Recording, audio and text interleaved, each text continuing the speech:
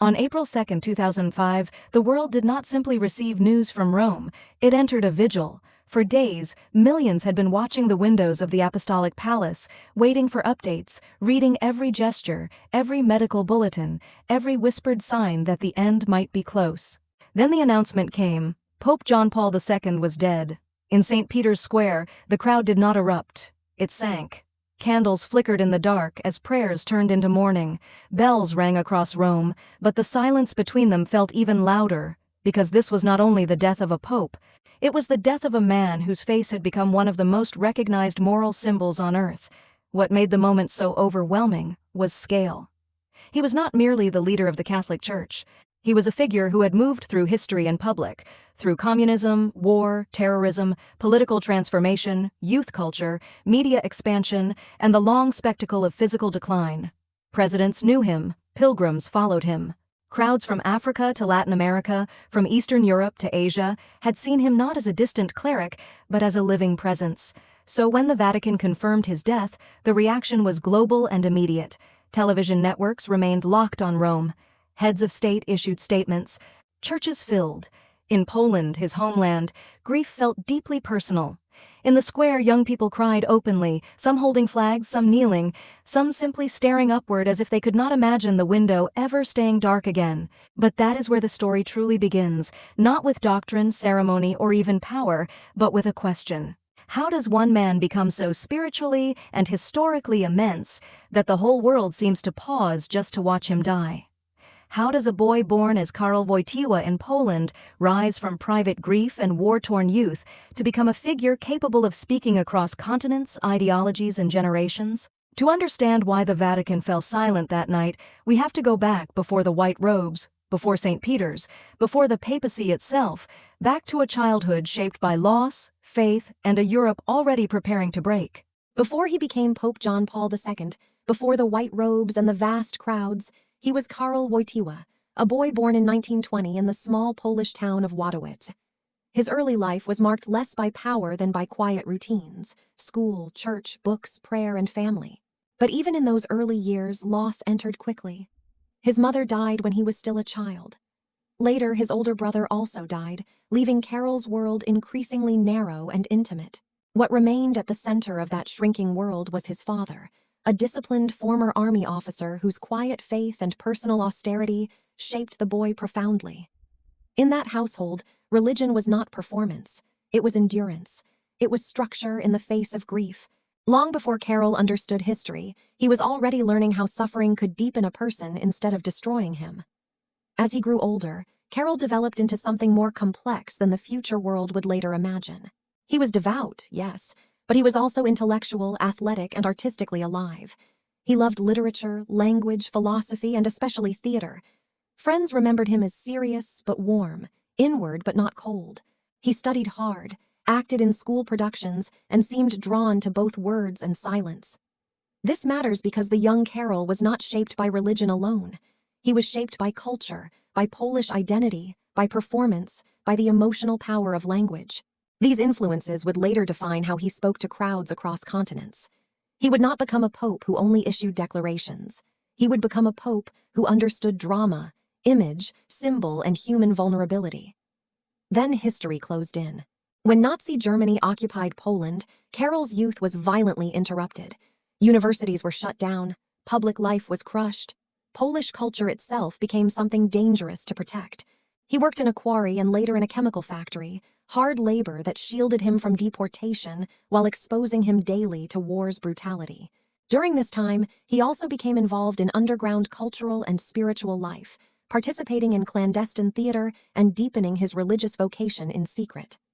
These were not ordinary years of formation. They were years in which survival, faith, intellect, and national identity fused together under occupation. By the time Karol chose the path toward the priesthood, the choice was no longer simply personal. It was existential. He had seen enough loss to know that faith, for him, would never be abstract. It would be a way of standing inside history without surrendering to it. The war did not simply surround Karol Wojtyła. It entered every layer of his life and forced every belief to prove itself. Under Nazi occupation, Poland was not only conquered, It was systematically stripped of its intellectual, cultural, and spiritual life. Priests were watched, professors disappeared, public institutions were dismantled, and fear became ordinary. For Karol, this was the environment in which adulthood arrived. He worked exhausting labor jobs by day, moved through a city under constant threat, and watched his country reduced to silence by force. Yet what makes this chapter so important is that he did not respond by becoming smaller. He moved inward and upward at the same time. If war was trying to break the soul of Poland, he began to understand that preserving the soul was itself a form of resistance. That is why faith in Karol's life stopped being inherited religion and became chosen conviction. During the occupation, he became involved in underground theater, an artistic act that was also a patriotic one, because preserving Polish language and culture had become dangerous. At the same time, he entered the secret seminary organized in defiance of Nazi rule. These two paths, culture and faith, did not compete inside him. They fused. He was learning that words could protect memory and belief could protect identity. This is the deeper reason his future presence would feel so unusual to the world. He was not shaped by comfort, bureaucracy, or clerical ambition.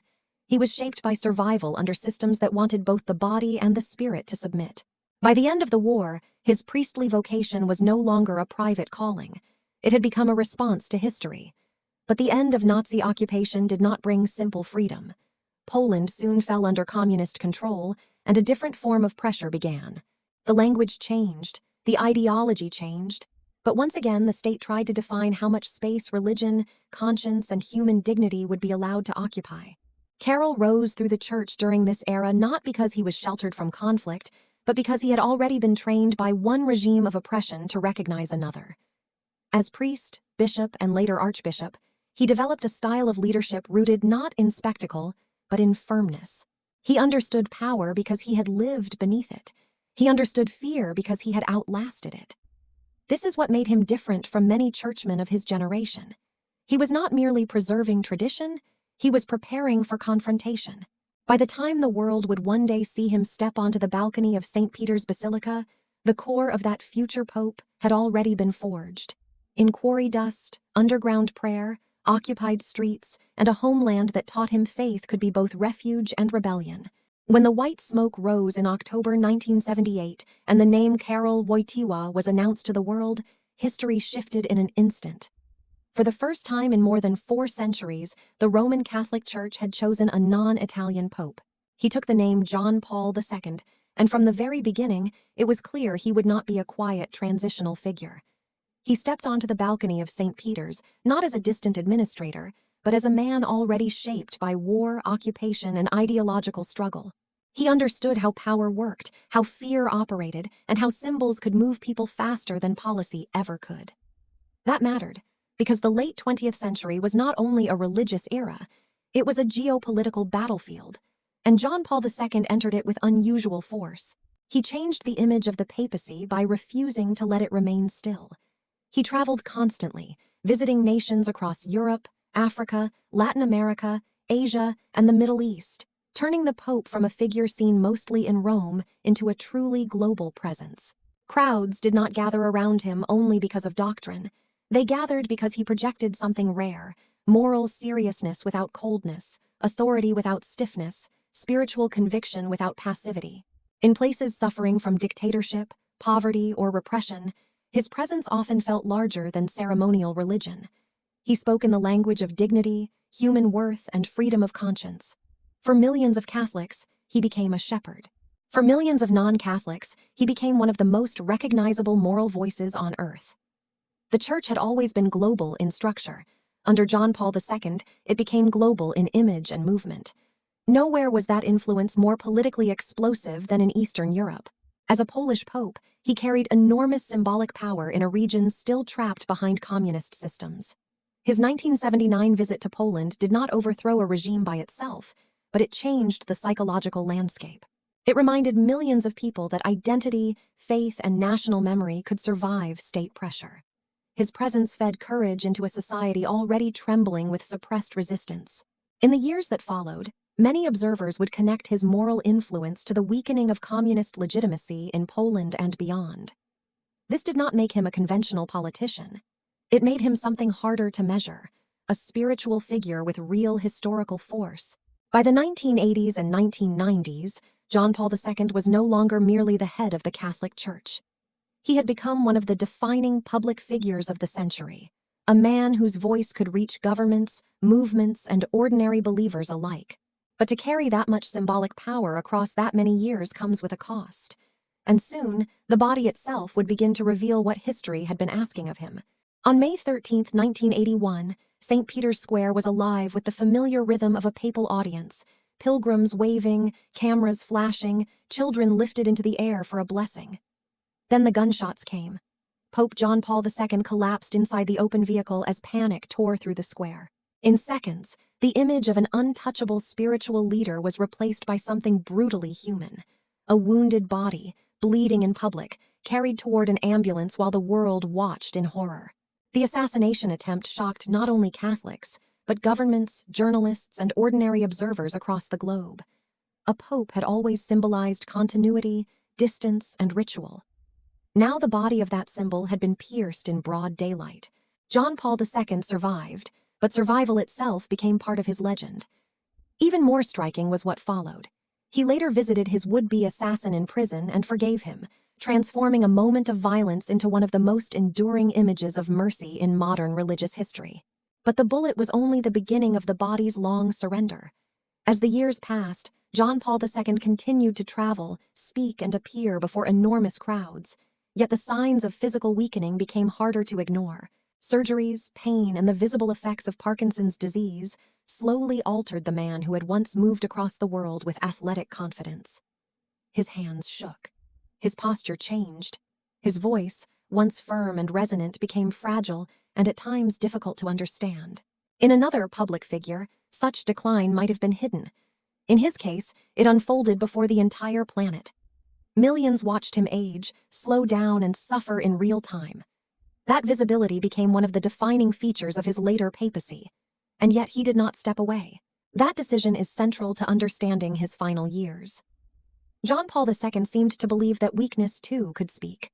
He had spent much of his life confronting systems that tried to erase dignity, and now his own body became the site of another confrontation. He would not disappear simply because he could no longer project strength in the old way. Instead, he allowed the world to see frailty without surrendering authority. To some, it was painful to watch. To others, it was one of the most powerful testimonies of his life. The Pope, who had once defied war, ideology, and assassination, was now confronting decay itself in public. And by refusing to hide it, he turned suffering into a final language the whole world could understand. When Pope John Paul II entered the final days of his life, Rome no longer felt like a city. It felt like a vigil. Pilgrims filled St. Peter's Square hour after hour, day after day, praying beneath open sky while candles, songs, and silence merged into one long act of waiting. Giant screens carried every medical update. Windows were watched as if history itself might appear behind the glass. And when the Vatican finally confirmed his death on April 2, 2005, grief did not explode. It deepened. The square became quieter, heavier, more solemn. People cried, knelt, embraced strangers, and kept praying. For many, this was not simply the death of a religious leader. It was the passing of a man whose face had accompanied an entire age. The funeral that followed looked less like a national ceremony than a gathering of the world. Heads of state, royalty, clergy, pilgrims, and ordinary believers stood together in Rome, drawn by the same gravity. Millions watched from afar as the coffin was carried into St. Peter's Square, where history, politics, faith, and personal mourning all converged. What made the moment so powerful was not only the scale, but the recognition that John Paul II had belonged to more than one people. He was Polish and Roman, Catholic and global, intimate and monumental at the same time. The chant that rose from the crowd, "Santo subito," Saint now, revealed how many felt that they were not just burying a pope, but witnessing the elevation of a moral witness. And that is where his legacy settled into permanence. John Paul II would be remembered not only for doctrine or diplomacy, but for endurance. Through war, totalitarianism, bullets, disease, and the long public stripping away of strength. He had shown the world charisma, courage, forgiveness, and finally weakness without shame. In death, the symbolism only intensified. The boy from Wadowitz, who had lost almost everything early in life, had become one of the most globally recognized spiritual figures of the modern era. He did not leave the world quietly. The world gathered to watch a century say goodbye.